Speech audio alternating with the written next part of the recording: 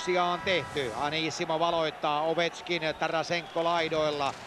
Saa nähdä sitten, ovatko ne kosmeettisia vai eivät. Ensimmäinen rangaistus tulee ja se tulee Kanadan joukkueelle. Siinä Ryan O'Reilly huitaisee mailan poikki Tarasenkolta ja siitä rangaistus, kun 5 sekuntia ennätetään ottelun kolmatta erää pelata.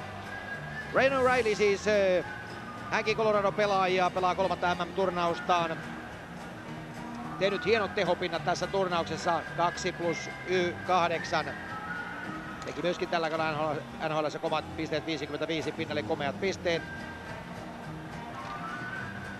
Ja nyt sitten jälleen niitä pieniä oljenkorsia, mitä tässä Venäjälle tarjotaan, niin nyt sellainen tulee.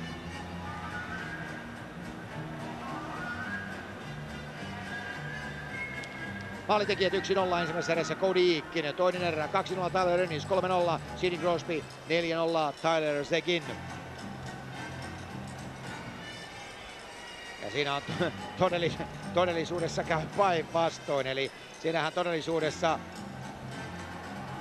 Tarasenko lyö oman mailansa päreiksi, eli siinä käykin todellisuudessa ihan päinvastoin, eli ei se mennytkään ihan niin kuin ensin näytettiin. Ryan O'Reilly komennetaan rangaistusaitioon. No katsotaan sitten, siellä pidetään nyt tuomaripalaveria siitä, että mitä tähän hommaan oikein pitäisi suhtautua. Tuomarit tietysti eivät voi katsoa tuolta videotaululta sitä, että mitä siellä tapahtuu, mutta itse näette siellä kotonakin. No niin, ja nyt se homma puretaan, eli ihan tässä tapauksessa oikeudenmukainen purku tapahtuu, koska tuo kuva nyt sitten kertoo todellisuudessa sen, että Tarasenko löi itse mailansa päreiksi Ryan O'Reillyn mailaan.